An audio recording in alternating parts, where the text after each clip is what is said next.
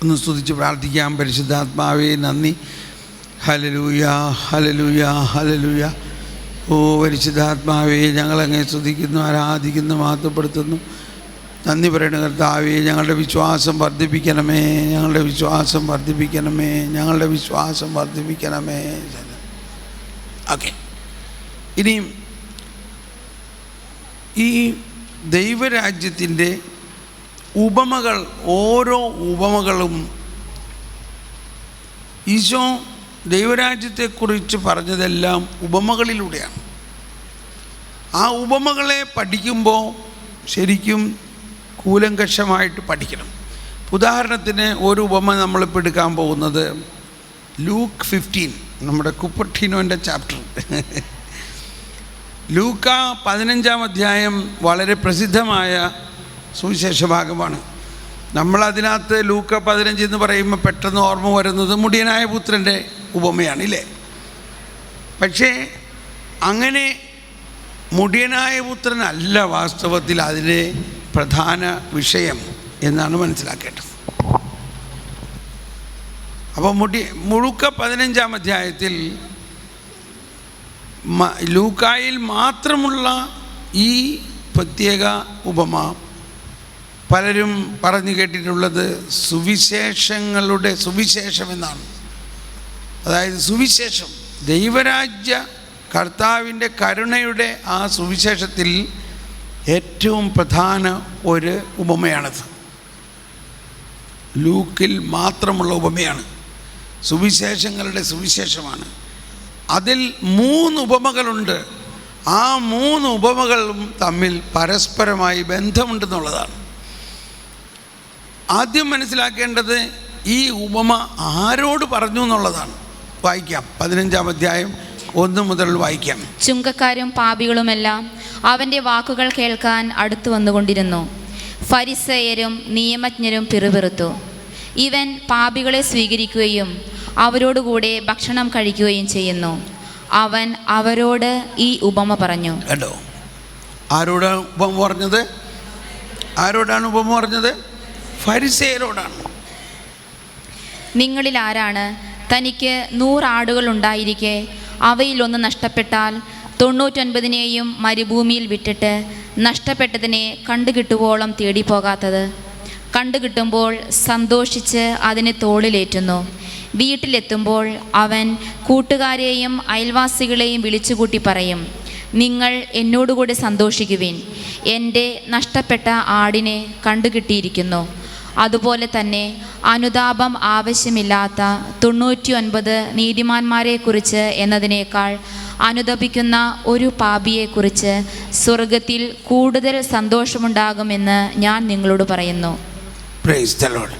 ഇപ്പം നമ്മൾ ഇനി മുഴുവനും വായിക്കേണ്ട. ഇതിൽ 3 ഭാഗമാണുള്ളത്. ആദ്യത്തേത് ആടുകളുടെ, നഷ്ടപ്പെട്ട ആടിൻ്റെ ഉപമ. കാണാതെ പോയ, രണ്ടാമത് കാണാതെ പോയ നാണയത്തിൻ്റെ ഉപമ. മൂന്നാമത് കാണാതെ പോയ മകൻ്റെ ഉപമ. ഇത് 3ഉം തമ്മിൽ ബന്ധമുണ്ട്. അത് നമുക്ക് അവസാനം ബന്ധിപ്പിക്കാം എന്ന് പറഞ്ഞാൽ കണക്ട് ചെയ്യാന്നർത്ഥം ഭാഷ. ഇപ്പോൾ ഇതിൻ്റെ അനിമേഷൻ വീഡിയോ ഞാൻ ഉണ്ടാക്കിയിട്ടുണ്ട്. അതിപ്പോൾ നമുക്ക് കാണിക്കാൻ സമയമില്ല. പിന്നീട് ഞാനതിൻ്റെ അത് DVD ആയിട്ട് ഇവിടെ തരാം. നിങ്ങളത് കാണുന്നത് നല്ലതാണ്. പിന്നീട് അനിമേഷൻ ഫിലിമായിട്ട് ഇപ്പോൾ നമ്മൾ കൊച്ചു ത്രേസ്യയുടെ അനിമേഷൻ ഉണ്ടാക്കിയിട്ടില്ലേ, അനിമേഷൻ ഫിലിം എന്ന മാതിരി ബൈബിളിലെ ഏതാണ്ട് 30ഓളം സംഭവങ്ങളുടെ അനിമേഷൻ ഫിലിം ഉണ്ടാക്കിയിട്ടുണ്ട്. അത് കുട്ടികൾക്ക് വേണ്ടിയിട്ടാണ്, എന്നിരുന്നാലും അത് വലിയ ആളുകൾക്കും കാണാൻ വളരെ നല്ലതാണ്. ഓക്കെ, ഇവിടെ ഈ 3 ഉപമകളിലും ഈശോ കൊണ്ടുവരുന്നത് ഈ ദൈവരാജ്യത്തിൻ്റെ ആ കരുണയുടെ അവസ്ഥയും അതെങ്ങനെ ഫരിസേയരുടെ നീതിയും ദൈവരാജ്യത്തിൻ്റെ നീതിയും തമ്മിലുള്ള ആ വ്യത്യാസം ഇവിടെ കൃത്യമായിട്ട് മനസ്സിലാക്കാൻ. ഈ ഉപമ ഫരിസേയരോടാണ് പറയുന്നത്. അപ്പം അവിടെ മനസ്സിലാക്കേണ്ട ഒരു കാര്യം, ഈ ഫരിസേയർ ഇച്ചിരി കാശൊക്കെയുള്ള ആൾക്കാരാണ്. അവർക്ക് 100 ആടും 200 ആടും ഒക്കെ ഉള്ളതാണ്. അതുകൊണ്ട് യേശു എപ്പോഴും ഇവരോട് ആടിൻ്റെ കാര്യം പറയാറുണ്ട്. ഇപ്പം സിനഗോഗിൽ വെച്ച് ഒരാളുടെ കട്ടിലെടുക്കാൻ പറഞ്ഞപ്പോൾ ഇവർ ബഹളമുണ്ടാക്കിയപ്പോൾ പറഞ്ഞു, നിങ്ങളുടെ ഒരാട് സാബത്ത് ദിവസം കിണറ്റിൽ വരുന്ന നിങ്ങൾ എടുക്കൂലേ? കണ്ടോ, അതോടെ അവർ ഉത്തരം പൊട്ടിപ്പോയി. കാര്യം ഇങ്ങനെയൊക്കെ പറയുമെങ്കിലും അവരുടെ കാര്യത്തിൽ ഒരു നിയമമില്ല, അവരെല്ലാം ചെയ്യുന്നുണ്ട്. അതാണ് ഈശോയ്ക്കുള്ള പ്രശ്നം. കപടനാട്യക്കാരെന്ന് ഈശോ പറയണത് അതാണ്. എന്നോട് ക്ഷമിക്കണം കേട്ടോ, നമ്മളുടെയും പ്രശ്നം ഇതാണ്. നമ്മൾ മറ്റുള്ളവരുടെ അടുത്തൊക്കെ നിയമം പറയും, പക്ഷേ നമ്മളാരും ആ നിയമത്തെ സ്വന്തം കാര്യത്തിൽ വേണ്ട മാതിരി പാലിക്കുന്നില്ല. അങ്ങനെ വരുമ്പോഴാണ് നമ്മളിൽ ഒരു ഡബിൾ പേഴ്സണാലിറ്റി, കപടത എന്ന് പറയുന്നത്. നമ്മൾ ആരെങ്കിലും നിയമം പാലിക്കാൻ പറ്റുന്നുണ്ടോ? നിയമം കൃത്യമായിട്ട് പാലിക്കണമെങ്കിൽ ദൈവരാജ്യത്തിലായാലേ പറ്റുള്ളൂ. അതാണ് ഈശോ പറഞ്ഞത്, ഞാൻ വന്നിരിക്കുന്നത് നിയമത്തെ റദ്ദാക്കാനല്ല, അത് പാലിക്കാൻ വേണ്ടി നിങ്ങളെ സഹായിക്കാനാണ്. അപ്പോൾ ഇവരെ സംബന്ധിച്ച് യേശു ഈ പാപികളുടെ കൂട്ടുകൂടെയൊക്കെ ചെയ്യണ കാണുമ്പോൾ ഇവർ വിചാരിക്കണത് ഇവൻ നിയമമൊക്കെ റദ്ദാക്കാമെന്ന് ഉദ്ദേശിച്ചാണ്. ഇപ്പം ഞാനീ പറയണ കേൾക്കുമ്പോഴൊക്കെ നിങ്ങൾ പലരും വിചാരിക്കണത് ഇങ്ങനെയൊക്കെ പറഞ്ഞു കഴിഞ്ഞാൽ എല്ലാവർക്കും പാപം ചെയ്യാനും ലൈസൻസ് ആവുന്നതാണ്. അങ്ങനെയല്ല. ഈ രീതിയിലാണെങ്കിൽ ദൈവരാജ്യം അവനിൽ സംസ്ഥാപിതമാകും, ദൈവരാജ്യത്തിൻ്റെ ബലം അവന് കിട്ടും. അവൻ്റെ 10 കൽപ്പനയുടെ ബലത്തിലല്ല, ദൈവരാജ്യത്തിൻ്റെ ബലത്തിൽ അവൻ ജീവിക്കും. അപ്പോൾ അവന് പാപം ചെയ്യാൻ പറ്റില്ല. ഇടയ്ക്കിടയ്ക്ക് ഞാനത് പറയാണ്. അങ്ങനെ പാപം ചെയ്യാൻ പറ്റാത്ത ഒരവസ്ഥയാണ് ദൈവരാജ്യം. പാപം അതാണ് ഈശോ പറയുന്നത്, ഞാൻ വന്നിരിക്കുന്നത് നിയമത്തെയോ പ്രവാചകന്മാരെയോ അസാധുവാക്കാനാണ് ഞാൻ വന്നതെന്ന് നിങ്ങൾ വിചാരിക്കരുത്. അസാധുവാക്കാനല്ല, പൂർത്തിയാക്കാനാണ് ഞാൻ വന്നത്. അരമണിക്കൂറിനകത്ത് എങ്ങനെ ഈ 15-ാം അധ്യായം ഞാൻ പൂർത്തിയാക്കും? ഞാൻ ഓടാൻ പോവുകയാണ്. ഇത് എനിക്ക് ഭയങ്കര ഇഷ്ടമുള്ളൊരു അധ്യായമാണ്. വാസ്തവത്തിൽ ഞാൻ ഈ അനിമേഷൻ ഫിലിമിൻ്റെ സ്ക്രിപ്റ്റ് എഴുതണത് കുറേ നേരം പ്രാർത്ഥിച്ച് കർത്താവിനോട് സംസാരിച്ചിട്ട് എഴുതണത്. അങ്ങനെ കുറേ പ്രാവശ്യം ആ ഒരു ടെക്സ്റ്റ് പ്രാർത്ഥിച്ചപ്പോഴാണ് എൻ്റെ അകത്തിങ്ങനെ ഒരു വെളിച്ചം വരികയാണ്. ഈ 3 ഉപമകൾ തമ്മിൽ വളരെയധികം കണക്ഷനുണ്ട്. അതോടെ എനിക്ക് ഭയങ്കര ഒരു പ്രചോദനം കിട്ടിയത്. അപ്പോഴാണ് എനിക്കത് മനസ്സിലായത്, ദൈവമേ, എന്തോ ഒരു വെളിപാടാണ് ഇതിൻ്റെ ഒളിഞ്ഞു കിടക്കണത്. അപ്പം അതിലൊന്ന് മനസ്സിലാക്കേണ്ടത്, ഇത് ഫരിസേയരോടാണ് എന്നത് ആദ്യം മനസ്സിലാക്കണം. അതാണ് ഏത് ഉപമ വായിക്കുമ്പോഴും ഒരു ജനറലായിട്ട് നമ്മൾ ചിന്തിക്കേണ്ടത്, ആരോടാണ് ഇത് അഡ്രസ്സ് ചെയ്തിരിക്കുന്നതെന്ന് മനസ്സിലാക്കണം. എങ്കിൽ അപ്പം തന്നെ ഉപമകളുടെ ജനറൽ ഒരു ഐഡിയ നമുക്ക് കിട്ടും. ഇതാരെയാണ് എയിം ചെയ്തിരിക്കുന്നത്. ബൈബിൾ പറയണു എന്ന് പറഞ്ഞിട്ട് കാര്യമില്ല. ബൈബിൾ ആരോട് പറയണം? ഏതെങ്കിലും ഒരു വചനം കോട്ട് ചെയ്തിട്ട്, ഇപ്പോൾ നമ്മൾ ഈ മുടിയനായ പുത്രനെ കാര്യം പറഞ്ഞിട്ട് എന്തോരം ആൾക്കാരെ പീഡിപ്പിച്ചേക്കണത് ഉണ്ടോ? അവൻ പന്നിക്കുഴിയിൽ ചെന്നപ്പോഴാണ് അവൻ സുബോധം ഉണ്ടായത് എന്ന മാതിരി നീയൊക്കെ പന്നിക്കുഴിയിൽ പോകൂടാ എന്നും പറയാമില്ലേ?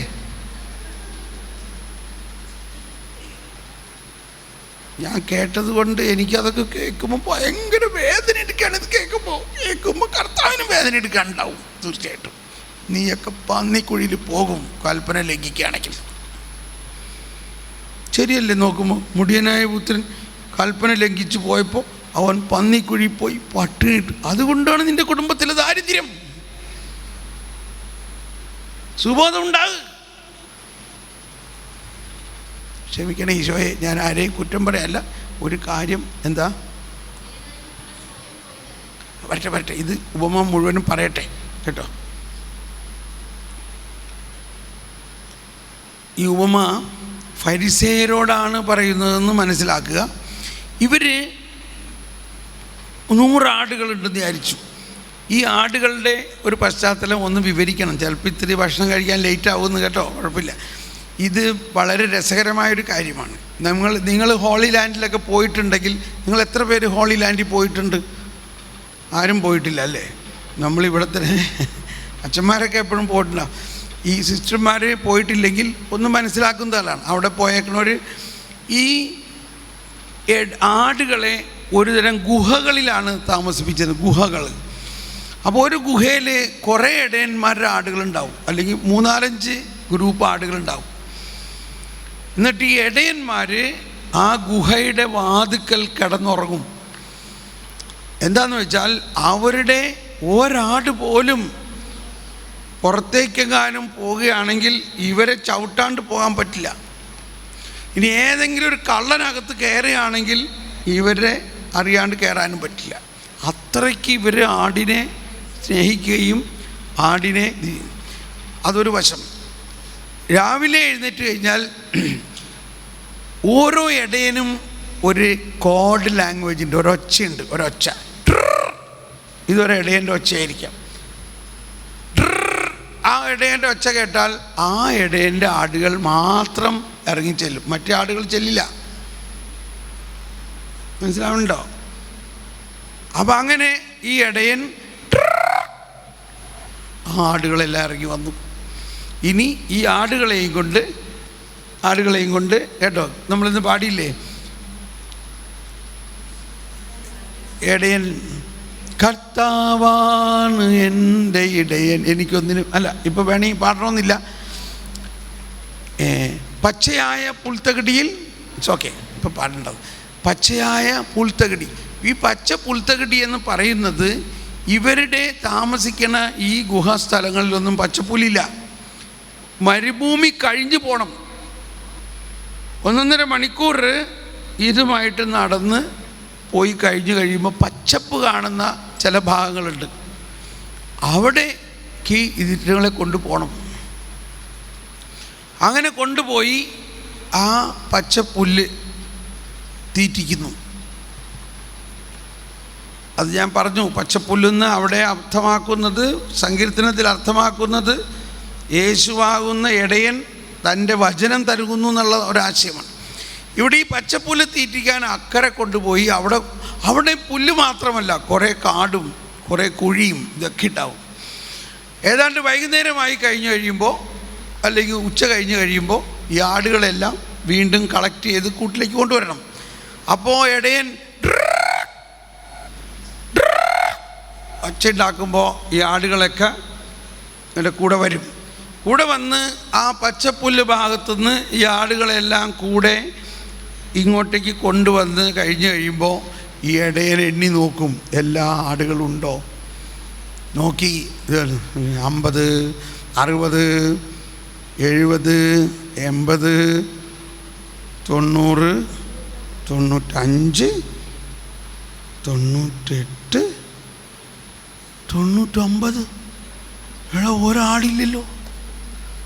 ഷോ, ഇനി ആകെ ഇടയന് ഭയങ്കര പ്രയാസമായി. അയ്യോ, എൻ്റെ ഒരാടിനെ കാണാനില്ല.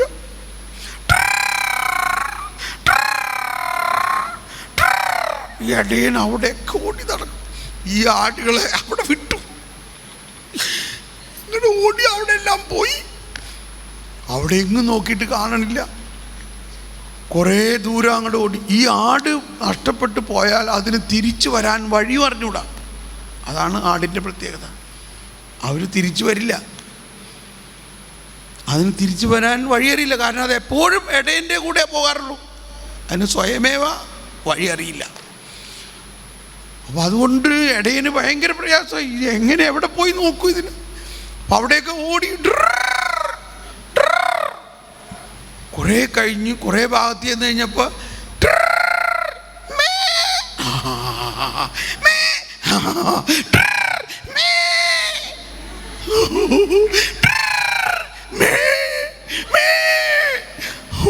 എവിടെയാ നീ ഒളിച്ചിരിക്കണേ, നീ എന്ത് പറ്റിപ്പോയി എന്നാണ് ഒക്കെ. ഇപ്പോൾ ഒരു കുഴിയിൽ കീട് കിടക്കാണ്.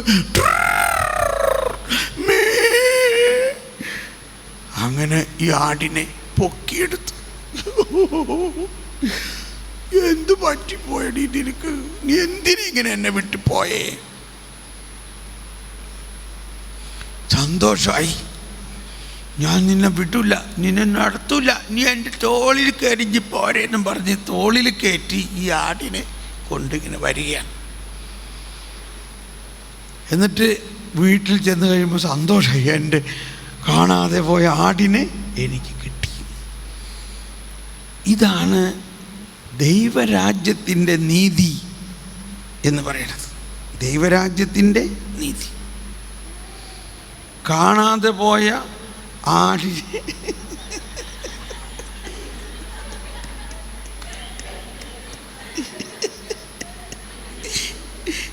കാണാതെ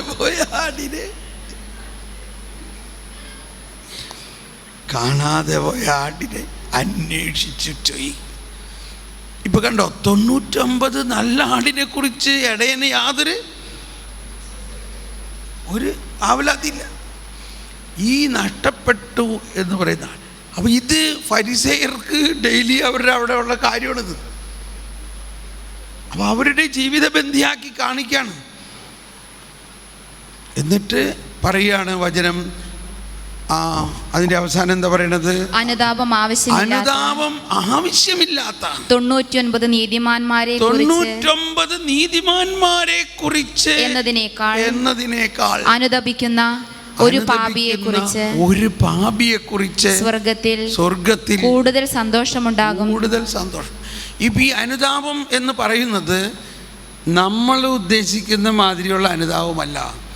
ഇപ്പൊ എനിക്ക് ദൈവാനുഭവം ഉണ്ടായപ്പോൾ, എനിക്ക് പരിശുദ്ധാത്മ അനുഭവം ഉണ്ടായപ്പോൾ എനിക്കുണ്ടായ അനുതാപം ഇക്കാലമത്രയും ദൈവം എൻ്റെ ഉള്ളിൽ തന്നെ ഉണ്ടായിട്ട് ഞാൻ കണ്ടില്ലല്ലോ. ഇക്കാലമത്രയും പരിശുദ്ധാത്മാവ് എൻ്റെ ഉള്ളിലുണ്ടായിട്ട് ഞാൻ പരിശുദ്ധാത്മാവിനെ കേട്ടില്ലല്ലോ. ഇതായിരുന്നു എനിക്കുണ്ടായ അനുഭവം, അനുതാപം. എന്ന പോലെ ഈ ദൈവരാജ്യം നിങ്ങളുടെ ഇടയിൽ ഉണ്ടായിട്ടും നിങ്ങൾ ഇത്രയും നാളും അറിഞ്ഞില്ലല്ലോ. മെറ്റനോവ എന്ന് പറഞ്ഞാൽ റിട്ടേൺ. നിങ്ങൾ തിരിച്ചു വരിക. എങ്ങോട്ട് വരിക? കർത്താവിലേക്ക് വരിക. നിങ്ങൾ നിങ്ങളുടെ തന്നെ തത്വശാസ്ത്രങ്ങളും നിങ്ങളുടെ തന്നെ നിയമങ്ങളും നിങ്ങളുടെ തന്നെ തത്വങ്ങളും വെച്ചുകൊണ്ട് പോവുകയാണ്. അതാണ് എൻ്റെ ജനം 2 തെറ്റ് ചെയ്തു. എന്താണ്? ജീവജലത്തിന്റെ അരുവിയായ എന്നെ അവർ ഉപേക്ഷിച്ചു. അവർ ജലം തരാൻ പറ്റാത്ത പൊട്ടക്കിണറുകൾ കുഴിച്ചു. അപ്പോൾ അനുതാപം എന്നത് പ്രധാനമായിട്ട് ദൈവത്തിലേക്ക് തിരിയുക എന്നതിലാണ്. ഓക്കെ, ഇനി രണ്ടാമത്തെ ഉപമയിൽ എന്താണ്?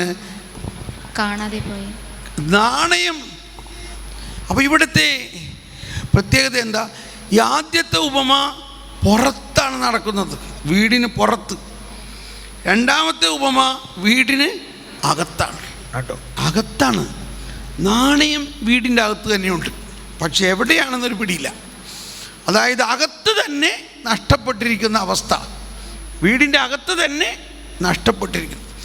ഈ നാണയം എന്ന് പറയുമ്പോഴും നമ്മൾ ഉദ്ദേശിക്കുന്ന നാണയമല്ല, വളരെ പ്രത്യേകതയുള്ള ഒരു. ഇപ്പോൾ ഉദാഹരണത്തിന് ഒരു പെണ്ണിൻ്റെ താലിമാല നഷ്ടപ്പെട്ടു. താലി അത് കിട്ടുമ്പോൾ അന്വേഷിച്ച് നടക്കോ ഇല്ലയോ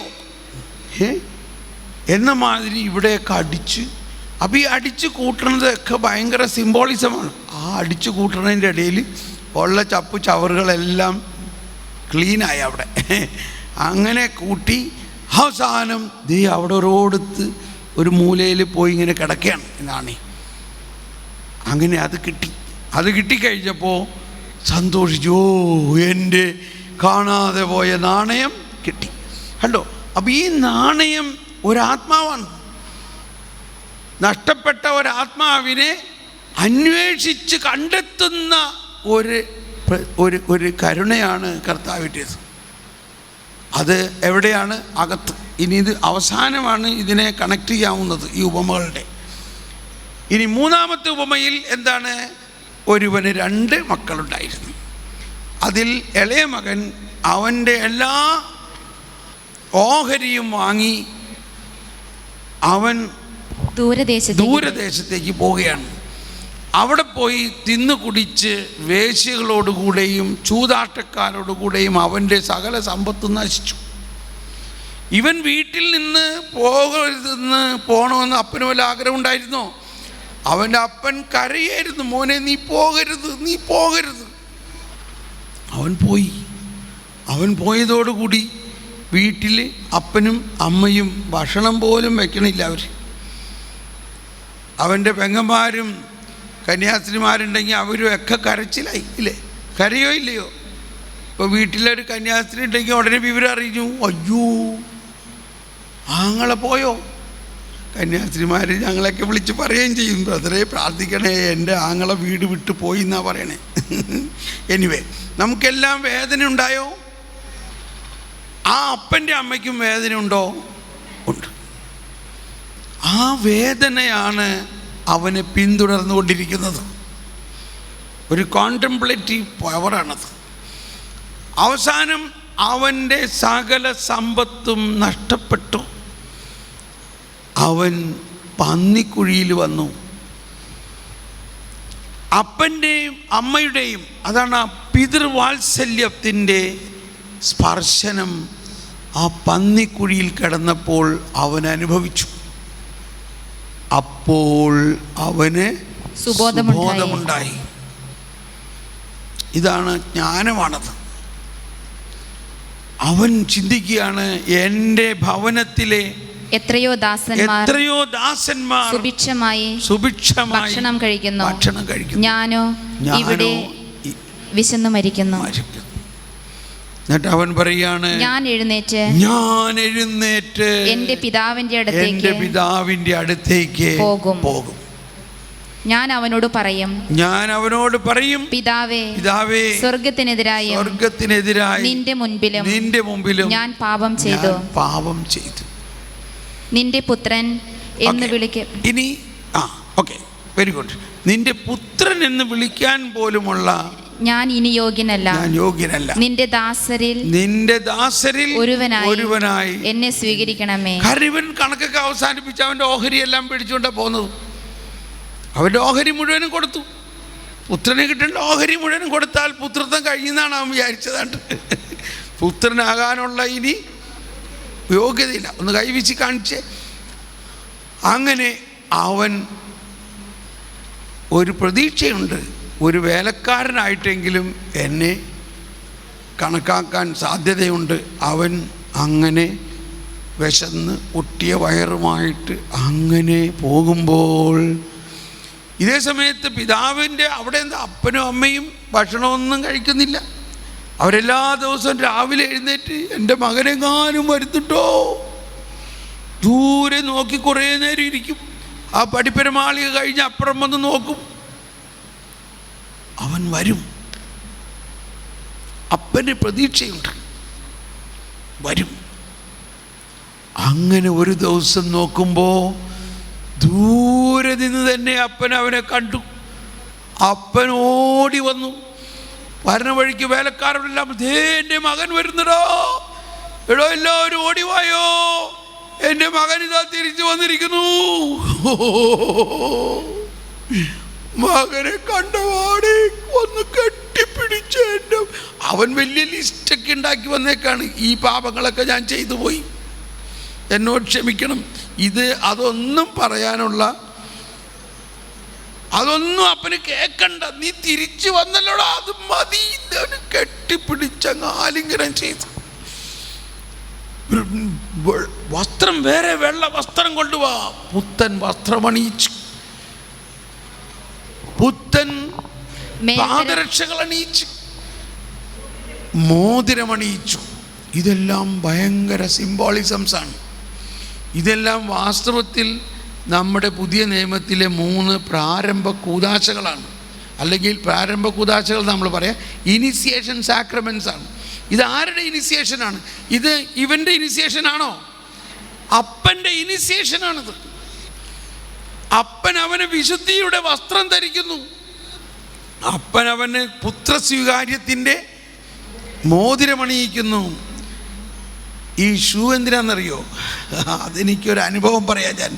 ഞാൻ ആദ്യം യൂറോപ്പിൽ ചെല്ലുമ്പോൾ ഒരു മഞ്ഞുകാലത്ത് എന്നെ വണ്ടിയിൽ നിന്ന് ഇറക്കി ഒരു വികാരി അച്ഛൻ, ഒരു ഇടവകയിലൊരു അച്ഛൻ്റെ അടുത്തേക്കാണ്. അച്ഛൻ എന്നെ കണ്ട് ഇറങ്ങി വന്നു. ഞാൻ വണ്ടി നിന്ന് ഇറങ്ങി അച്ഛൻ്റെ അടുത്തേക്ക് അങ്ങ് ചെന്നപ്പോഴേക്കും ഞാൻ എൻ്റെ ഇന്ത്യൻ ഷൂ ആയിട്ടിരുന്നത്. ഇന്ത്യയിൽ നമ്മൾക്ക് മഞ്ഞൊന്നുമില്ലല്ലോ. അപ്പം മഞ്ഞുകാലത്ത് വേറെ ഷൂ വേണമായിരുന്നു. ഈ ഷൂ ഇട്ട് നടക്കല്ല, ഈ മഞ്ഞിലങ്ങ് തെറ്റിയിട്ട് മലന്നടിച്ച് ഇങ്ങനെ അങ്ങ് വീട്. ഞാൻ ശരിക്കും ഇങ്ങനെ മലന്നടിച്ച് വീട്. എൻ്റെ നടുവ് പോയി. അച്ഛൻ പോയി അയ്യോ എന്നും പറഞ്ഞ് ഓടി വന്ന് എന്നെ പിടിച്ചെഴുന്നേപ്പിച്ചിട്ട് പറഞ്ഞ്, എന്താ നീ ഈ ഷൂ ഇട്ടുകൊണ്ട് വന്നേക്കണേ, എൻ്റെ വണ്ടിയിൽ കയറി. എന്നിട്ട് എന്നെ ഉടനെ ഡ്രെന്ന് പറഞ്ഞ ഉടനെ പുതിയ ഷൂ കടയിൽ കൊണ്ടുപോയിട്ട് ഒരു പുതിയ ഷൂ മേടിച്ചു തന്നു. ആ ഷൂവിൻ്റെ പ്രത്യേകത എന്താ? എത്ര വഴുവഴുപ്പുള്ള സ്ഥലത്ത് നടന്നാലും വീഴില്ല. കാര്യം മനസ്സിലായോ? നമ്മളുടെ ജീവിതം എപ്പോഴും വഴുവഴുപ്പുള്ള റോഡുകളിലാണ്. അപ്പോൾ അവനൊരു പുതിയ ഷൂ എന്ന് പറഞ്ഞാൽ ഇനിയും നീ പോകാണെങ്കിലും നീ വീഴരുത്. മനസ്സിലായോ? അതാണ് കൂദാശകൾ. അപ്പോൾ ഈ കൂദാശകളാണ് ഈ 3 സംഭവങ്ങൾ. അങ്ങനെ അവനെ ഇതുകൊണ്ട് തീർന്നോ? വേലക്കാരെ വിളിച്ചിട്ട് മുഴുത്ത കാളേനെ വെട്ടടാ, എൻ്റെ മകൻ തിരിച്ചു വന്നേക്കണം. കാളേനെ വെട്ടുക എന്ന് പറഞ്ഞാൽ വലിയ ഒരു സിംബോളിസമാണ്. നമ്മുടെ വീട്ടിൽ എന്താ കാളേനെ വെട്ടണത്? എപ്പോഴാണ് നമ്മുടെ വീട്ടിൽ കാളേനെ വെട്ടണത്? നമ്മുടെ മക്കളുടെ കല്യാണം ഉണ്ടാവും. കല്യാണം എന്ന് പറഞ്ഞാൽ വിരുന്ന്, വലിയ വിരുന്ന്, ഹൈ ഫീസ്റ്റ്. നമ്മൾ മഠത്തിലായാലും നല്ല ഇറച്ചിയൊക്കെ മേടിച്ച് ഒരു വലിയ വിരുന്നുണ്ടാവണം. എപ്പോഴാണ്? ഹൈ ഫീസ്റ്റ് ഇല്ലേ? ഹൈ ഫീസ്റ്റ് എന്ന് പറയും. അപ്പോൾ കാളേനെ വെട്ടി എന്ന വാക്ക് തൻ്റെ അർത്ഥം തന്നെ ഹൈ ഫീസ്റ്റ് ആണ്. അങ്ങനെ അപ്പോൾ ഇതാണ് പാപിയോടുള്ള ദൈവത്തിൻ്റെ സമീപനം. ദൈവരാജ്യത്തിൻ്റെ നീതിയാണ് ഈ കാണിക്കുന്നത് പാപിയോട്. ഇപ്പോൾ ഇത് 3 നഷ്ടപ്പെട്ട ആട്, നഷ്ടപ്പെട്ട നാണയം, നഷ്ടപ്പെട്ട മകൻ. ഇതൊന്നും അല്ല ഈ ഉപമയുടെ ക്ലൈമാക്സ്. ഈ മുടിയനായ പുത്രനല്ല ഉപമയുടെ ക്ലൈമാക്സ്. ഉപമയുടെ ക്ലൈമാക്സ് അടുത്ത ഭാഗമാണ്. എന്താണത്? ഇങ്ങനെ ഭയങ്കര ആഹ്ലാദത്തിൽ സന്തോഷത്തിലിരിക്കെ ചേട്ടച്ചാര് വരികയാണ്. ചേട്ടൻ പറയണ, എൻ്റെ അറിവില്ലാണ്ട് എൻ്റെ വീട്ടിൽ ഇത്രയും വലിയ ഫീസ്റ്റോ, എന്താണ് ഇത്രയും വലിയ ഡാൻസിങ് ആൻഡ് സിംഗിങ്? അപ്പോൾ അവിടുത്തെ വേലക്കാർ പറഞ്ഞു, എടാ നിന്റെ അനുജൻ മടങ്ങി വന്നേക്കണം, ഞങ്ങൾക്കൊക്കെ സന്തോഷമായേക്കാണ്. നിന്റെ പപ്പ ഭയങ്കര വലിയ സന്തോഷത്തിലാണ്, അതുകൊണ്ട് ഞങ്ങളൊക്കെ സന്തോഷമാണ്. അവനെന്തിനാ മടങ്ങി വന്നേ? ഇവനൊരു സന്തോഷമില്ല, ഇവന് ഒരു സന്തോഷമില്ല. അതാണ് ഇവിടുത്തെ പോയിന്റ്. ഇവന് സന്തോഷമില്ല, അവൻ വീട്ടിൽ കയറണില്ല, അവനവിടെ പുറത്ത് തന്നെ ഇരിക്കണം. നാട്ടുകാർ മുഴുവനും വീട്ടിൽ ഭയങ്കര സന്തോഷം. നമ്മുടെ മോൻ മടങ്ങി വന്നെന്ന് പറഞ്ഞപ്പോൾ നാട്ടുകാരടക്കം അപ്പനും വീട്ടുകാർക്കൊക്കെ സന്തോഷം. ഇവൻ വീട്ടിലെ മൂത്ത പുത്രനായ ഇവന് ഒരു സന്തോഷമില്ല. അവൻ്റെ എന്തൊക്കെയായിരിക്കും അവൻ്റെ ചിന്ത? ഇപ്പം ചിന്തിക്കണ്ട നമുക്ക്. ഒന്ന്, അവൻ വിചാരിച്ചിട്ടുണ്ടാവും ഈ സ്വത്ത് മുഴുവൻ ഇനി വീണ്ടും അവന് കൊടുക്കേണ്ടി വരുമോ? പലതും ആകാം. പക്ഷെ അവൻ പറഞ്ഞു, അവൻ എന്താ തിരിച്ചു വന്നേ? അവൻ ഇത്രയും സകലതും നശിപ്പിച്ച് തിരിച്ചു വന്നപ്പോൾ അവന് വേണ്ടി ഇത്രയും സന്തോഷം ഉണ്ടാവേണ്ട ആവശ്യം എന്താ? ഇനി അവൻ വീട്ടിൽ കയറാണ്ട് വന്നപ്പോൾ രാവിലെ ഒരു പുത്രനെ സ്വീകരിക്കാൻ വേണ്ടി അപ്പൻ വന്നു. ഇപ്പോൾ വൈകുന്നേരം മൂത്ത പുത്രനെ സ്വീകരിക്കാൻ വേണ്ടി അപ്പൻ വന്നേക്കണം. കണ്ടോ അപ്പൻ്റെ അവസ്ഥ നോക്ക്. അപ്പൻ വന്നിട്ട് പറഞ്ഞു, എടാ മോനെ നീ വാടാ. നിങ്ങൾ എന്ത് മനുഷ്യനാണ്? ഞാൻ ഇക്കാലം അത്രയും നിങ്ങൾക്ക് വേണ്ടി ദാസ്യവേല ചെയ്തു, നിങ്ങളുടെ സകല പ്രമാണങ്ങളും കൽപ്പനകളും ഞാൻ പാലിച്ചിട്ട് എനിക്ക് വേണ്ടി ഒരു ആട്ടുകുട്ടിയെ നിങ്ങൾ വെട്ടിയോ? എന്നിട്ട് ഈ മുടിയനായവൻ എല്ലാം നശിപ്പിച്ച് വേശ്യകളോടുകൂടെ നിങ്ങളുടെ സ്വത്തെല്ലാം നശിപ്പിച്ചു വന്നപ്പോൾ അവന് വേണ്ടി വലിയ കാളയെ വെട്ടിയേക്കണം. എന്തപ്പനാണോ താൻ? അപ്പോഴാണ് ഈ വചനമാണ് അതിൻ്റെ പ്രധാന രഹസ്യം. എന്താ പറഞ്ഞത്? മകനെ, നീ എപ്പോഴും അതല്ല, അതിന് ഇവൻ പറഞ്ഞത് എന്താ? മൂത്ത പുത്രൻ പറഞ്ഞത് എന്താ?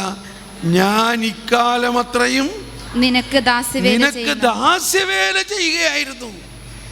ഒരിക്കലും നിന്റെ കൽപ്പന ഞാൻ ലംഘിച്ചിട്ടില്ല. 10 കൽപ്പന, ഇതൊക്കെ 10 കൽപ്പനയുടെ റെഫറൻസ് ആണ്. കൽപ്പന ഞാൻ പാലിച്ചിട്ടുണ്ട്.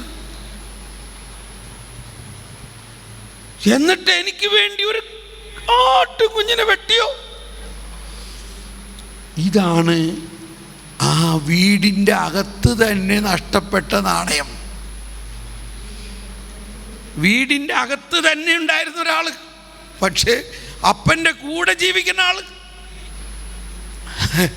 അതാരാ? അത് ഫരിസേയരാ. ഫരിസേയരാരാ? ഫരിസേയര് ദൈവജനമാണ്, ദൈവത്തിൻ്റെ ആളുകളാണ്. രക്ഷ യഹൂദരിൽ നിന്നാണ് ഉണ്ടാവുന്നത്. സകല പ്രവാചകന്മാരും അവരുടെ ആൾക്കാരാണ്. ദാവീദും സോളമനൊക്കെ അവരുടെ രാജാവാണ്. ഇതെല്ലാം പറഞ്ഞ് പ്രതാപത്തിന് ഞങ്ങൾ അബ്രാഹത്തിൻ്റെ മക്കളാണ് എന്നൊക്കെ പറഞ്ഞ് നടക്കുന്ന അവർ ഈ മകനെ പോലെയാണ്. അതാണ് വീടിൻ്റെ അകത്ത് നഷ്ടപ്പെട്ട നാണയം. വീടിൻ്റെ അകത്ത് ജീവിക്കണവർ, നമ്മളെപ്പോലെ നല്ല ക്രിസ്ത്യാനികൾ എല്ലാ ദിവസവും പള്ളിയിലൊക്കെ പോകുന്നുണ്ട്. പക്ഷേ നഷ്ടപ്പെട്ട അവസ്ഥ ദൈവരാജ്യം വെച്ച് നോക്കുമ്പോൾ അവിടെയാണ് അപ്പൻ പറയുകയാണ്. എന്താ അപ്പൻ പറയണേ? മകനെ, മകനെ, നീ എപ്പോഴും എന്നോട് കൂടെയല്ലേ? എനിക്കുള്ളതെല്ലാം നിനക്കുള്ളതല്ലേടാ മോനെ. കണ്ടോ, അവൻ എന്താ പറഞ്ഞിരുന്നത്? അപ്പൻ എനിക്ക് വേണ്ടി ഒരു ആട്ടുകുഞ്ഞിനെ വെട്ടിയോ?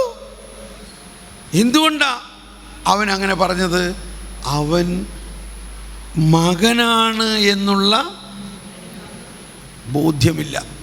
സ്നേഹമുള്ളവരെ, ദൈവരാജ്യം എന്നതിൻ്റെ പ്രധാന രഹസ്യം ദൈവരാജ്യത്തിലൂടെ യേശുക്രിസ്തുവിലുള്ള വിശ്വാസത്തിലൂടെ യേശുക്രിസ്തുവിൽ വിശ്വസിക്കുന്നവരും അവനെ സ്വീകരിക്കുന്നവരുമെല്ലാം ദൈവമക്കളാകാനുള്ള ശക്തി നൽകി. ദൈവമക്കളായി. അതാണ് ഏറ്റവും വലിയ പുതിയ നിയമ ഉടമ്പടി നമുക്കുള്ളത്. നമ്മൾ ആരാ? ദൈവമക്കളാണ്. അപ്പോൾ ഇവൻ വീട്ടിൽ അപ്പൻ്റെ കൂടെ ജീവിക്കണം. ഇവൻ അവിടുത്തെ മൂത്ത മകനാണ്. അപ്പൻ്റെ സകല സമ്പത്തിൻ്റെയും അവകാശിയാണെങ്കിലും അവൻ ഒരു ദാസനെ പോലെ കൽപ്പന മാത്രം പാലിച്ച് ദാസൻ്റെ മനോഭാവത്തിൽ ജീവിക്കണം. അതാണ് ഫരിസേയ മനോഭാവം. അപ്പോഴാണ് വീണ്ടും പറയണത്, ഇവൻ ഈ സഹോദരൻ നമ്മളിപ്പോൾ ആനന്ദിക്കുകയും ആഹ്ലാദിക്കുകയും വേണം. എന്തെന്നാൽ നിന്റെ ഈ സഹോദരൻ മൃതനായിരുന്നു, അവനിപ്പോൾ ജീവിക്കുന്നു, നഷ്ടപ്പെട്ടിരുന്നു, ഇപ്പോൾ കണ്ടുകിട്ടിയിരിക്കുന്നു.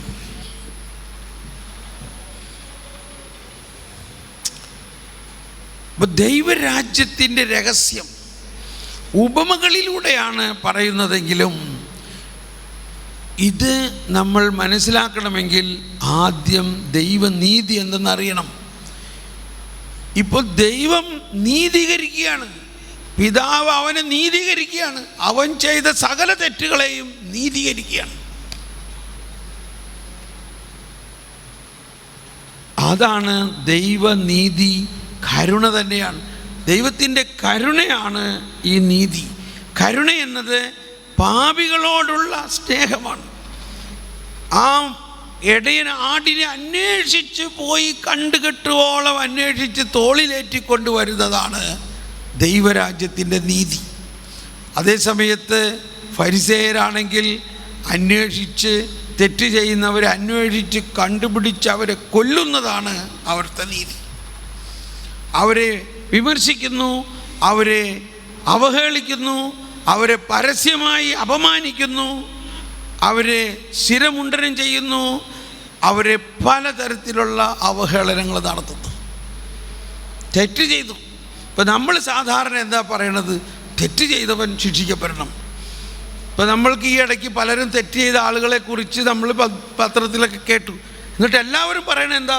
തെറ്റ് ചെയ്തവനെ ശിക്ഷിക്കണം. അങ്ങനെ എവിടെ ബൈബിൾ പറയണേ? പറയും. ഇതാണോ ക്രിസ്ത്യൻ ചാരിറ്റി? അങ്ങനെ ശിക്ഷിക്കണം. എന്തുകൊണ്ട്? ആ ശിക്ഷയ്ക്ക് പകരം ഞങ്ങൾ പരിഹാരം ചെയ്യാൻ തയ്യാറാണ്. ആ തെറ്റ് പറ്റിപ്പോയി, നമ്മുടെ സഹോദരൻ, നമ്മുടെ സഹോദരി തെറ്റുപറ്റിപ്പോയി.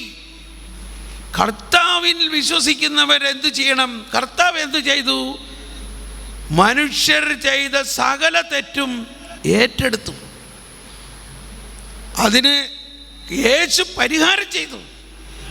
ഇപ്പം നമ്മൾ കൊച്ചുറേസിയുടെ സിനിമയിലും നവമാലിയയിലൊക്കെ വന്നിട്ടുണ്ട്. ചെറിയ ചെറിയ കാര്യങ്ങളാണ്. ഒരു ഫ്ലവർ വാസ് പൊട്ടി. അപ്പോൾ കൊച്ചുറേസി അവിടെ എന്തോ അടിച്ചുകൊണ്ടിരിക്കുകയായിരുന്നു. കൊച്ചുറേസി അല്ല പൊട്ടിച്ചത്, വേറൊരു സിസ്റ്ററിൻ്റെ കയ്യിൽ നിന്ന് വീണ് പൊട്ടിയതാണ്. മദറോ നോവീസ് മിസ്ട്രസോ വന്ന് കണ്ട്, നീ ഫ്ലവർ വാസ് പൊട്ടിച്ച് കണ്ടില്ല? ഇത് കുറേ വഴക്കങ്ങ് പറിച്ചു. കൊച്ചുറേസിയെ മിണ്ടിയില്ല. ഇത് അവളുടെ വേറൊരു സിസ്റ്ററിൻ്റെ കയ്യിൽ നിന്ന് വന്ന അബദ്ധമാണ്. അത് ആ മറ്റവൾ ചെയ്ത തെറ്റ് ഇവൾ ഏറ്റെടുത്തു. മിണ്ടിയില്ല. ആ വഴക്കും ആ ശിക്ഷയും മുഴുവനും അവൾ ഏറ്റെടുത്തു.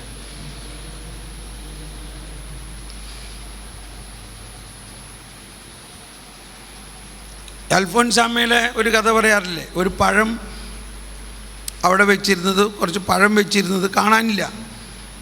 അപ്പോൾ സുപ്പീരിയർ സിസ്റ്റർ ആരോ വന്നിട്ട് കുറേ വഴക്കും, നീ എന്ത് ഈ പഴമൊക്കെ എടുത്ത് കഴിച്ചത്?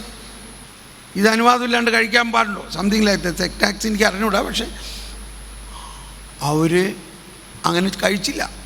അൽഫോൻസാമ്മ കഴിച്ചിട്ടില്ല. പക്ഷേ അൽഫോൻസാമ്മേനെ കുറേ വഴക്ക് പറഞ്ഞു. അവരതെല്ലാം സ്വീകരിച്ചു, മിണ്ടിയില്ല. 2 ദിവസം കഴിഞ്ഞപ്പോൾ അവിടെ അടിച്ചു വാരണ നേരത്ത് ആ പഴം എലി കടിച്ച് അവിടെ താഴെ കിടക്കണ്ടായിരുന്നു. എലിയാണ് പഴം എടുത്ത് കൊണ്ടുപോയി കടിച്ചത്. അപ്പോഴാണ് മദറിന് മനസ്സിലായത്, അപ്പോൾ നിനക്ക് പറയായിരുന്നില്ലേ? പറയില്ല, അതാണ് കൃപ. നിനക്ക് പറയായിരുന്നില്ലേ നീ എല്ലാം ചെയ്തതെന്ന്? പറഞ്ഞാലും വല്ല പ്രയോജനമുണ്ട് അവിടെ. അപ്പോൾ മറ്റുള്ളവരുടെ തിന്മ ഏറ്റെടുക്കുകയാണ് യേശു ചെയ്തത്. അപ്പോൾ ഒരു ക്രിസ്ത്യാനി എന്നുള്ള നിലയിൽ, ക്രിസ്തുവിനെ അനുകരിക്കുക എന്നുള്ള നിലയിൽ നമ്മൾക്ക് ഒരു ഉത്തരവാദിത്വമുണ്ട്. ക്രിസ്തു ചെയ്ത പോലെ ചെയ്യുക. നമുക്ക് യാതൊരു ബന്ധവുമില്ലെങ്കിലും മറ്റുള്ളവർ ചെയ്ത തെറ്റ് ക്രിസ്തുവിനെ പ്രതി ഏറ്റെടുക്കുക എന്നുകൂടിയാണ്. ഇത് നിങ്ങളൊക്കെ ചെയ്യണ്ടാവും പലതരത്തിലും. ഓട്ടോമാറ്റിക്കായിട്ട് നമ്മളെ കമ്മ്യൂണിറ്റിയിൽ പലരും ഇങ്ങനെയൊക്കെ ചെയ്യേണ്ടത്. എന്തെങ്കിലും ഒരു അബദ്ധം ഉണ്ടായി ഒരു സിസ്റ്ററിന്, നമ്മളെ കുറ്റം പറഞ്ഞു, ഇനിയിപ്പോൾ ഒന്നും മിണ്ടണ്ട, അത് ഞാനാണെന്ന് തന്നെ വിചാരിച്ചോളാം എന്നും പറഞ്ഞ് നമ്മൾ ഏറ്റെടുക്കും. അപ്പോൾ എല്ലാവരും തിന്മ ചെയ്യുന്നവരെ ശിക്ഷിക്കണമെന്നും പറഞ്ഞുകൊണ്ട് റിപ്പോർട്ട് കൊടുത്തുകൊണ്ടൊന്നും ശിക്ഷ ആവണമെന്നില്ല. കർത്താവ് അവരെ ശിക്ഷിക്കില്ല. കർത്താവ് ശിക്ഷിക്കുകയാണെങ്കിൽ പിന്നെ കർത്താവ് ഓൾറെഡി ചെയ്തതിൻ്റെയൊക്കെ അർത്ഥം എന്താ? കർത്താവ് ശിക്ഷിക്കാനാണ് പറഞ്ഞേക്കണേ. അനുദപിക്കുന്ന പാപിയെ രക്ഷിക്കും.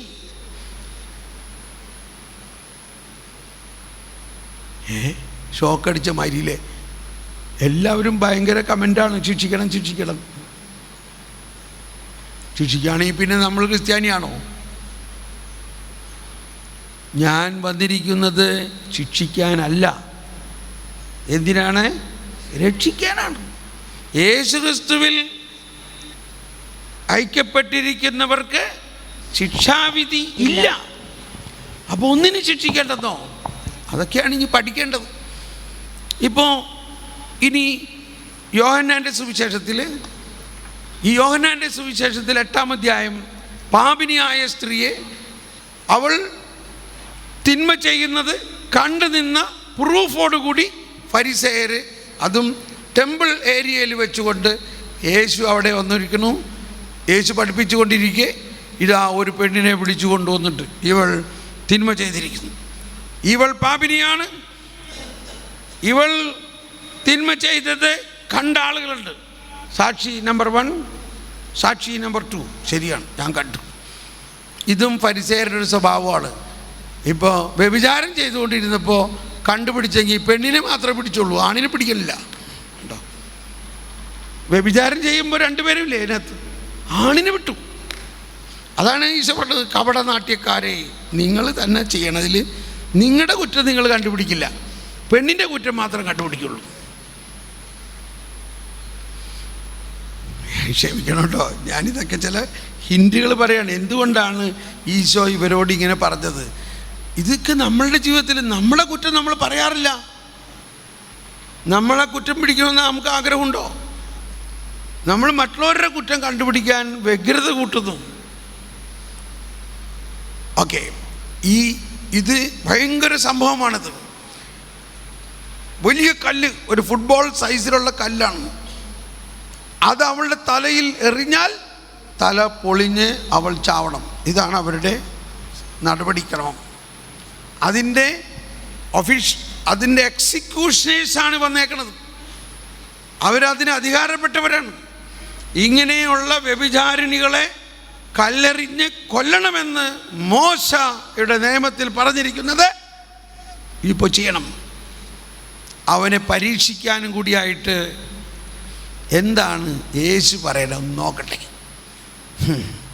ഇപ്പോൾ യേശു പറയാണ് അത് വേണ്ടെന്ന് പറയുകയാണെങ്കിലോ അവൻ മോശ നിയമം, യഹൂദൻ എന്നുള്ള നിലയ്ക്ക് മോശ നിയമം ലംഘിക്കണം.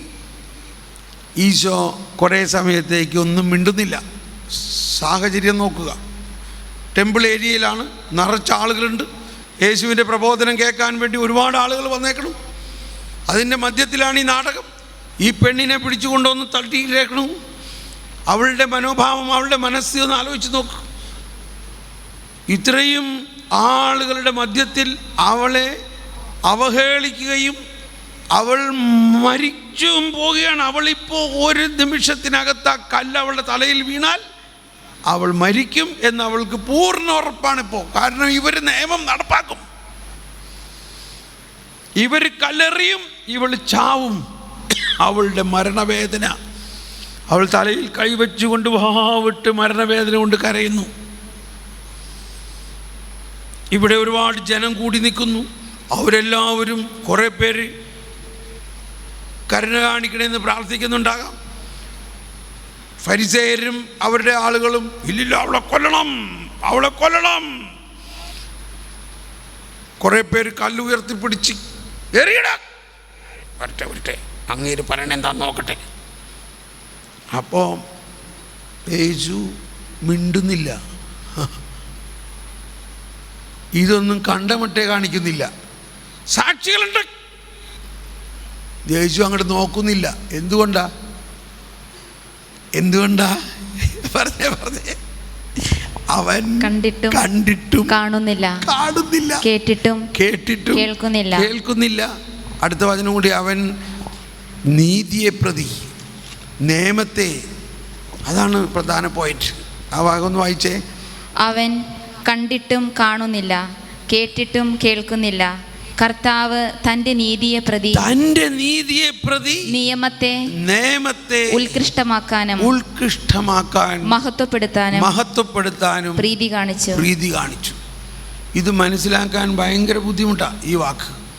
ഒന്നുകൂടി വായിച്ചത്, തൻ്റെ നീതിയെ പ്രതി, കർത്താവ് തന്റെ നീതിയെ പ്രതി നിയമത്തെ ഉത്കൃഷ്ടമാക്കാനും മഹത്വപ്പെടുത്താനും പ്രീതി കാണിച്ചു. പ്രീതി എന്ന് പറഞ്ഞാൽ കരുണയാണ്. തൻ്റെ നിയമത്തെ പ്രതി. ഓക്കെ, അന്തരീക്ഷം ചൂടായിക്കൊണ്ടിരിക്കുന്നു. ഇവർ കൂടുതൽ ഒച്ചയുണ്ടാക്കിയാണ്. അപ്പോൾ യേശു അവിടെ നിലത്തിരുന്ന് എന്തോ എഴുതണം അതിൻ്റെ ഇടയ്ക്ക്. അപ്പോൾ പരിസയ പ്രമാണി ഒരാളവിടെ നോക്കി, എന്താ ഇയാളിരുന്ന് എഴുതണേ, ഇവിടെ ഞങ്ങൾ ശിക്ഷ നടപ്പാക്കാനാണ് വന്നേക്കണത്, വേഗം പറയൂ, ഇവളെ ഇപ്പം തന്നെ കൊല്ലണം, എന്താ ഇങ്ങനെ എഴുതണേ? നിങ്ങൾക്കറിയോ? ആർക്കും അറിഞ്ഞൂടാ എന്താ എഴുതണമെന്ന് ഇല്ലേ? ഞാൻ കുറച്ചൊക്കെ കണ്ടുപിടിച്ചു, ഗവേഷണമൊക്കെ നടത്തി. എൻ്റെ ഒരു അനുമാനം ഇങ്ങനെയാണ്, ഈശോ എപ്പോഴും ഏശയ്യായാണ്, ഏശയ്യായിൽ പറഞ്ഞേക്കുന്ന കാര്യങ്ങളാണ് ഈശോയുടെ സ്ഥിരം. അവിടെ ഏശയ്യായിൽ പറഞ്ഞിരിക്കുകയാണ്, എൻ്റെ ജനമേ എൻ്റെ വാക്കു കേൾക്കുവിൻ, എൻ്റെ രാജ്യമേ എനിക്ക് ചെവി തരുവിൻ, എന്നിൽ നിന്ന് ഒരു നിയമം പുറപ്പെടും, എൻ്റെ നീതി ജനതകൾക്ക് പ്രകാശമായി ഭവിക്കും. ഇത്രയും മുഴുവനൊന്നും എഴുതിയില്ല വിചാരിച്ചോ. അതിൻ്റെ അവസാന ഭാഗം, എന്നിൽ നിന്ന് ഒരു പുതിയ നിയമം വന്നിരിക്കുന്നു. ഇത് എഴുതിക്കോട്ടെ. അത് കണ്ടപ്പോൾ ഈ ഫരിസേയർക്ക് കൂടുതൽ ദേഷ്യം. പുതിയ നിയമോ? ഞങ്ങൾക്ക് നിങ്ങളുടെ പുതിയ നിയമമൊന്നും വേണ്ട, ഞങ്ങൾക്ക് മോശയുടെ നിയമം ഇവിടെ ഉണ്ട്, ആ നിയമം അനുസരിച്ച് എറിയടാ കല്ല്. അപ്പോൾ ഈശോ പറഞ്ഞു, ഓക്കെ ഓക്കെ എന്നാൽ എറിഞ്ഞോ, പക്ഷേ നിങ്ങളിൽ പാപം ചെയ്യാത്തവർ ആദ്യം കല്ലെറിയട്ടെ.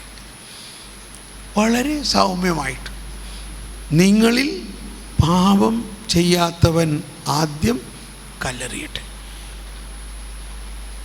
അപ്പോൾ ഇവരിങ്ങനെ ഇവളെ ഇപ്പോൾ കൊല്ലണം, ഈ കല്ല് അവളുടെ തലയിൽ വീണ് ഇപ്പോൾ അവളുടെ തല പൊളിയണം എന്ന്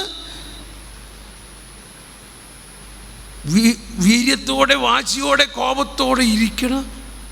അവരുടെ കൈ അവർക്ക് എറിയാൻ പറ്റണില്ല, അവർക്ക് എറിയാൻ പറ്റണില്ല. നിങ്ങളിൽ പാപം ചെയ്യാത്തവർ അവളെ ആദ്യം കല്ലെറിയട്ടെ. കാര്യം ഇവരെല്ലാവരും പാപികളാണ്, പാപം ചെയ്യാത്ത ആരുമില്ലല്ലോ.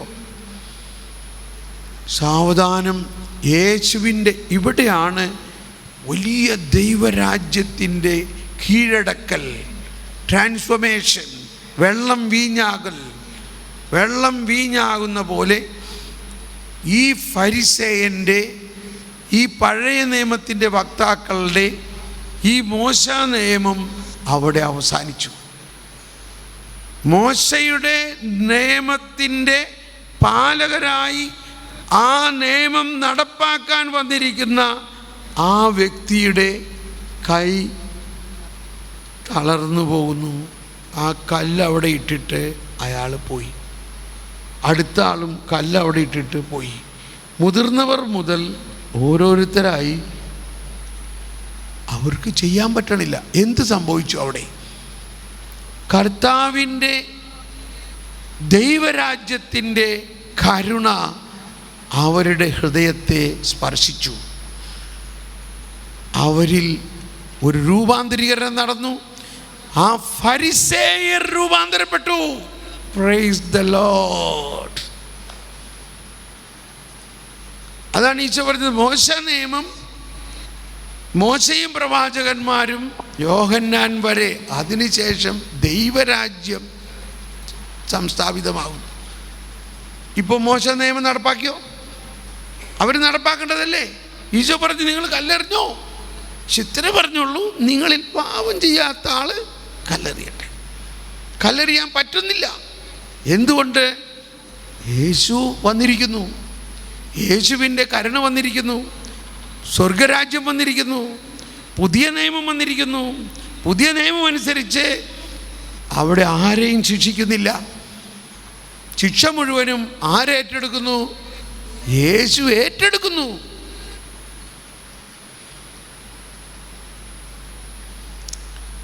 അങ്ങനെ അത് അപ്പം ആ സംഭവത്തിൽ നമ്മൾ ഇത്രയും നാളും ആ പാപിനെയാണ് ഫോക്കസ് ചെയ്തിരുന്നതെങ്കിൽ നോക്കിയേ, ആരിലാണ് ഇവിടെ രൂപാന്തരീകരണം വന്നത്? ഇപ്പോൾ ആരിലാണ് ഇവിടെ രൂപാന്തരീകരണം വന്നത്? ആദ്യം ഫരിസേയർ. വിസിബിളായിട്ടുള്ള രൂപാന്തരീകരണം, കൃത്യം വിസിബിളായിട്ടില്ലേ? അവർ കൊലപാതകം തന്നെയല്ലേ ചെയ്യാൻ പോയത്. അപ്പോൾ ഈ യേശു അനുഭവം ഉണ്ടായിക്കഴിഞ്ഞാൽ പാപം ചെയ്യാൻ പറ്റില്ല എന്ന ഒരു, അവർ ചെയ്യാനിരുന്നത് കൊലപാതകമായിരുന്നു, അവർക്ക് ചെയ്യാൻ പറ്റണില്ല. ഇതാണ് ദൈവരാജ്യം. നമുക്കും ഉണ്ടായിട്ടുണ്ട്. ഇപ്പോൾ ഒരാൾ വീട്ടിൽ വന്നു കുറേ വഴക്ക് പറഞ്ഞു. അപ്പോൾ ഞാൻ പറഞ്ഞു, അവന് 2 അടിക്കണമായിരുന്നു. അപ്പോൾ അത് കഴിഞ്ഞ് ഞാൻ ചിലപ്പോൾ ഭാര്യയോട് പറയണം, അവൻ വീട്ടിൽ വന്ന് ബഹളുണ്ടാക്കി ഞാൻ 2 അടി കൊടുക്കണമെന്ന് വിചാരിച്ചായിരുന്നു. പിന്നെ വിചാരിച്ച് വേണ്ട, ഇല്ലേ? ഇങ്ങനെ ആൾക്കാർ പറയാറില്ലേ, അവന് 2 അടി കൊടുക്കണമെന്ന് ഞാൻ വിചാരിച്ചായിരുന്നു, പിന്നെ വിചാരിച്ച് വേണ്ട, ഏതായാലും നമ്മുടെ വീട്ടിലൊരു അടി നടക്കണ്ട, പോട്ടെ എന്ന മാതിരിയാണിത്. ആരാണ് ഇവിടെ സംഭവിപ്പിച്ചത്? നമ്മുടെ ഉള്ളിൽ വസിക്കുന്ന ദൈവരാജ്യം പ്രവർത്തിച്ചതാ. ഞാൻ 2 പറയണമെന്ന് വിചാരിച്ചായിരുന്നു, പിന്നെ വിചാരിച്ച് വേണ്ട. ഇത് നമുക്കൊക്കെ അനുഭവമാണോ ഇല്ലയോ? ഈ ഒരു ചെറിയ ലെവലിലെങ്കിലും 2 പറയണമെന്ന് വിചാരിച്ചതായിരുന്നു, പിന്നെ വിചാരിച്ച് വേണ്ട. ഇത് തന്നെയാണ് ഇവർ കൊല്ലാൻ വേണ്ടി വന്നവർ. വേണ്ട, കൊല്ലാൻ പറ്റണില്ല. എന്തുകൊണ്ട്? അവരുടെ ഉള്ളിൽ കർത്താവ് ഈശോ മിശിഹായുടെ പുതിയ രാജ്യം പ്രവർത്തിക്കാൻ തുടങ്ങി. ആ രാജ്യം പ്രസരിച്ചു. യേശുവിൽ നിന്നും ഒരു എക്സ്റേ പോലെ യേശുവിൻ്റെ സാന്നിധ്യത്തിൻ്റെ ശക്തി അവരിലേക്ക് പ്രസരിച്ചു. വിശുദ്ധ കുർബാനയാവുന്ന ആ ശക്തി, അല്ലെങ്കിൽ ആ നിത്യരക്ഷയുടെ ശക്തി അവരിലേക്ക് പ്രസരിച്ചു. അത് കഴിഞ്ഞിട്ട് സാവധാനം ഇവരെല്ലാം പോയി കഴിഞ്ഞപ്പോൾ യേശു എഴുന്നേറ്റു അവളുടെ അടുത്തേക്ക് ചെന്നു. മകളെ, ആരും നിന്നെ വിധിച്ചില്ലേ? ഇല്ല. അവളുടെ ആ അവസ്ഥ ഒന്ന് ആലോചിച്ച് നോക്കി. അവള് 1 മിനിറ്റ് മുമ്പ് ജീവിതം അവസാനിച്ചു, കൊല്ലും എന്ന്. നിയമപ്രകാരം അവളെ കൊല്ലേണ്ടതല്ലേ? അതാണ് നമ്മൾ നിയമപ്രകാരം ശിക്ഷിക്കുമെന്ന് പറയാൻ നമുക്കെന്ത് അവകാശം? തെറ്റ് ചെയ്തവനെ നിയമപ്രകാരം ശിക്ഷിക്കേണ്ടതായിരുന്നു. പക്ഷേ അവൾ ആ ശിക്ഷ നടപ്പാക്കുമെന്ന് ശരിക്കും ഉറപ്പിച്ചിരിക്കെ പെട്ടെന്ന് യേശുവിൻ്റെ ഒരു വാക്ക്, നിങ്ങളിൽ പാപം ചെയ്യാത്തവർ ആദ്യം കല്ലെറിയട്ടെ. ആ ഒരു വാക്ക് അവരുടെ ഹൃദയത്തെ മാറ്റി. ഇപ്പം ഇവിടെ എന്തെല്ലാം സംഭവിച്ചു? ഫരിസേയരിൽ രൂപാന്തരീകരണമുണ്ടായി. ഈ പാപിനിയായവൾ നിയമപ്രകാരം ശിക്ഷിക്കപ്പെടേണ്ടവളെ ആ ശിക്ഷയിൽ നിന്നും യേശുവിൻ്റെ കരുണ ശിക്ഷയിൽ നിന്ന് ഒഴിവാക്കി. ഫരിസേയരിൽ നിന്നും അവരുടെ ശിക്ഷയിൽ നിന്നും ഒഴിവാക്കി. അതാണ് ആദ്യത്തെ കാര്യം. അവൾ അങ്ങയുടെ ഹൃദയത്തിലുള്ള അവൾക്കുള്ള നന്ദിയും എന്താണ് പറഞ്ഞറിയിക്കാൻ പറ്റുമോ? ഒരുപക്ഷെ അവൾ കർത്താവിൻ്റെ കാല് തൊട്ട് കുറേ ഉമ്മ വെച്ച് കാണും. നന്ദി കർത്താവേ, നന്ദി കർത്താവേ. ഈ സമയത്ത് കർത്താവിൻ്റെ കരുണയും കൃപയും അവളിലേക്ക് ഒഴുകി.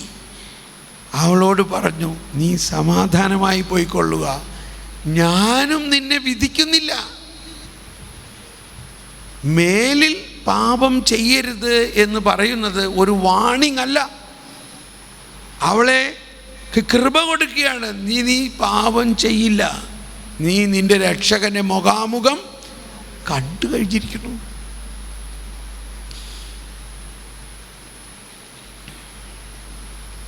നമുക്ക് കണ്ണടച്ച് നന്ദി പറയാം. ഒരു നിമിഷം ഈ കേട്ട കാര്യങ്ങളെല്ലാം ഇനി മൗനമായിട്ട് നിങ്ങൾ ചിന്തിക്കുക.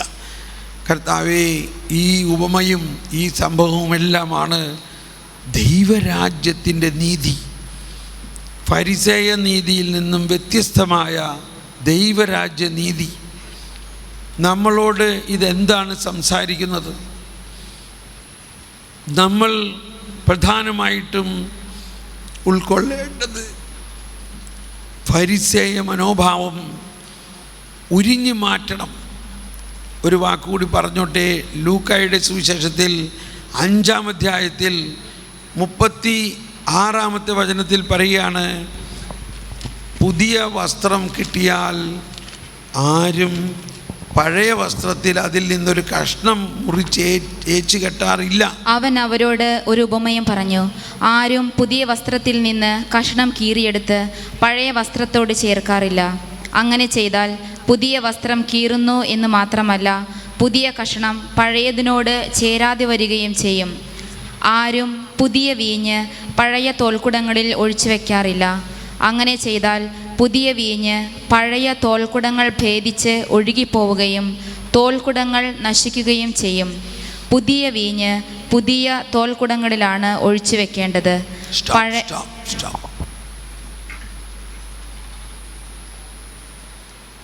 രണ്ട് ഉപമ ഇവിടെ പറയുന്നുണ്ട്. ഒന്ന് പറയുന്നത് ലേഡീസിന് എളുപ്പം മനസ്സിലാവുന്നത് ഇല്ലേ, എന്താണ്, പുതിയ വസ്ത്രം കിട്ടിയാൽ, ഇപ്പം നിങ്ങളുടെ ഹാബിറ്റ് പുതിയതൊരെണ്ണം കിട്ടിയാൽ പഴയതിൽ ഇച്ചിരി റിപ്പയർ ഉണ്ടായിരുന്നു, കുറച്ച് കീറിയിട്ടുണ്ടായിരുന്നു, ഈ പുതിയതിൽ നിന്ന് മുറിച്ച് അവിടെ വയ്ക്കുമോ?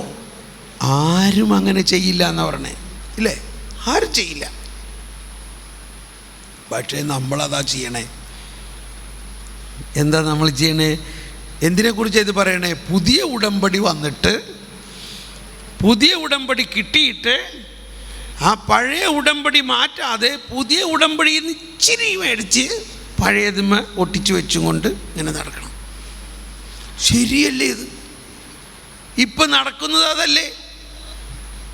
ആ പഴയതിനെ പൂർണ്ണമായിട്ടങ്ങ് മാറ്റാത്തത് എന്താ? ഇത് ലേഡീസിന് എളുപ്പം മനസ്സിലായി ഈ വസ്ത്രത്തിൻ്റെ കാര്യം, ആണുങ്ങൾക്ക് മനസ്സിലായില്ല എന്നാണ് തോന്നണേ. അതുകൊണ്ടാണ് അടുത്ത് പറയണത് അവർക്ക് മനസ്സിലാകണ. പുതിയ വീഞ്ഞ് ആരും പഴയ തോൽക്കുടത്തിൽ ഒഴിച്ചു വയ്ക്കാറില്ല. അവർ എല്ലാ ദിവസവും ചെയ്യണ കാര്യം അത്. പുതിയ വീഞ്ഞ് പുതിയ തോൽക്കുടത്തിൽ മാത്രമേ ഒഴിച്ചു വയ്ക്കുള്ളൂ. അല്ലെങ്കിലോ തോൽക്കുടവും പോകും, വീഞ്ഞും പോകും. ഈ കാര്യത്തിൽ അവർ വളരെ ശ്രദ്ധയാണ്. എന്നിട്ട് അവസാനം പറഞ്ഞേക്കണ കേട്ടോട്ടോ, എന്താ അവസാനം പറഞ്ഞേക്കണം? അതുകൊണ്ട് ഞാൻ നിർത്താൻ പറഞ്ഞത്, പിന്നെ പറയാം. പഴയ വീഞ്ഞ് കുടിച്ച് ഒരുവനും പുതിയത് ഇഷ്ടപ്പെടുകയില്ല. പഴയതാണ് മെച്ചം എന്നല്ലേ പറയുള്ളൂ. ഇപ്പം നമ്മുടെ വയസ്സായ കന്യാസ്ത്രീമാരെല്ലാം എന്ന് പറഞ്ഞാൽ 75 വയസ്സായ അമ്മ കഴിഞ്ഞ 55 വർഷമായിട്ട് പഴയ വീഞ്ഞ് കുടിച്ചുകൊണ്ടിരിക്കുകയാണ്. ക്ഷമിക്കണം കേട്ടോ, ഞാനൊരു തമാശ പറഞ്ഞു. പഴയ നിയമം വെച്ചുകൊണ്ട് ധ്യാനിക്കണം, പഴയ ഉടമ്പടി വെച്ചുകൊണ്ട് കണക്കാക്കണം, അതിൻ്റെ നിയമങ്ങളൊക്കെ കൃത്യമായിട്ട് പാലിക്കണം. ആരെപ്പോലെ? ഈ ജ്യേഷ്ഠനെ പോലെ, മുടിയനായ പുത്രൻ്റെ ജ്യേഷ്ഠനെ പോലെ. എന്നിട്ട് എപ്പോഴും കംപ്ലൈൻറ്റ്, കർത്താവ് എനിക്കൊന്നും തന്നില്ല, കർത്താവ് എനിക്കൊന്നും തന്നില്ല, കർത്താവ് എന്നെ സ്നേഹിക്കണില്ല. എന്തുകൊണ്ടാണ്? നമ്മൾ പുതിയ ഉടമ്പടി പ്രകാരം ദൈവ മക്കളാണ്. നമ്മൾ വേലക്കാരാണോ? ഈ കൽപ്പന കൃത്യമായിട്ട് പാലിക്കണത് ആരാ? വേലക്കാരൻ. ഇപ്പം നിങ്ങളുടെ ഇവിടെ മഠത്തിൽ വേലക്കാരുണ്ട്, ഇവിടെ ചില കിച്ചൺ ലേഡീസോ അല്ലെങ്കിൽ പുറത്ത് പറമ്പിലൊക്കെ നോക്കണം വേലക്കാരുണ്ട്. അവരോട് പറയും, ഇവിടുത്തെ നടത്തിപ്പുകാരി അല്ലെങ്കിൽ ആരാണെന്ന് വെച്ചാൽ റെസ്പോൺസിബിൾ പേഴ്സൺ പറയുന്നത്, നാളെ നീ വന്ന ആ തെങ്ങ്, അവിടെ 10 തെങ്ങുണ്ട്, അതിൻ്റെ കടയെല്ലാം വെട്ടി പുല്ലൊക്കെ പറിച്ചോളണം, എന്നാലേ നിനക്ക് കാശ് കിട്ടുള്ളൂ കേട്ടോ. മനസ്സിലായിട്ടുണ്ടോ? ആ ശരി മാഡം. നിങ്ങൾ ഇടയ്ക്കിടയ്ക്കൊക്കെ പോയി നോക്കും അവനതൊക്കെ ചെയ്യണ്ടോ. വൈകുന്നേരം ആയി കഴിഞ്ഞപ്പോൾ അവനത് ചെയ്തില്ലെങ്കിൽ പൈസ കൊടുക്കില്ല. അവനോട് പറയും, നീ മുഴുവൻ ചെയ്തില്ല, നീ ചെയ്ത് എന്നിട്ടേ പൈസ തരുള്ളൂ. അത് ചെയ്യിച്ച് അവന് പൈസ കൊടുക്കണം. ഇപ്പോൾ മഠത്തിലെ വേറെ ഒരു സിസ്റ്ററാണെങ്കിൽ ഇങ്ങനെ പെരുമാറുമോ? അവർക്ക് പൈസ കൊടുക്കേണ്ട ആവശ്യമില്ലല്ലോ, അവർ നമ്മുടെ ആളല്ലേ. ഇപ്പോൾ വീട്ടിലത്തെ പശ്ചാത്തലത്തിലാണെങ്കിൽ ഞാനൊരു വേലക്കാരനോടാണ് ഇങ്ങനെ തന്നെ ഞാൻ പറയും. പക്ഷേ എൻ്റെ മകനോട് ഞാൻ എന്ത് പറയും? ദേ മോനെ, ഞാൻ അവിടെ കുറച്ച് പണി ചെയ്തെടുക്കാൻ പോവാണ്, നീ വേണമെങ്കിൽ എൻ്റെ കൂടെ പോരെ? ഞാൻ വരാം. അപ്പോൾ നീ കാണണ്ടോ ഞാൻ ഈ ചെയ്യണത്? ഞാൻ കാണുന്നുണ്ട്. അത് കഴിഞ്ഞ് ഉച്ചയായപ്പോൾ അവൻ പറയാണ്, പപ്പ പോയി വിശ്രമിച്ചോ, എനിക്കിപ്പോൾ മനസ്സിലായി എന്താ പപ്പ ചെയ്യണമെന്ന്, ഞാൻ അങ്ങനെ ചെയ്തോളാം. അതാണ് ഈശോ പറഞ്ഞത്, മകൻ പിതാവ് ചെയ്യുന്നത് കണ്ട് അതുപോലെ ചെയ്യണു. അതാണ് മകൻ. നമ്മൾ മക്കളാണ് എന്നുള്ള ആ ബോധ്യമുണ്ടാകിയാൽ മക്കളെ ശിക്ഷിക്കും ആരെങ്കിലും. ഇപ്പോൾ വീട്ടിലൊരു വേലക്കാരുണ്ട്, അവൻ 10,000 രൂപ കട്ടെടുത്തു, അവനെന്ത് ചെയ്യും? പറഞ്ഞു വിടും ഇല്ലേ? അതിൽ വല്ല തെറ്റുണ്ടോ? അവനെ ഇനി വീട്ടിൽ വെച്ചാൽ നാളെ 1,00,000 രൂപ കട്ടെടുക്കും, അല്ലെങ്കിൽ കൊലപാതകം നടത്തും അവൻ. അതുകൊണ്ട് വേലക്കാരനാണ്,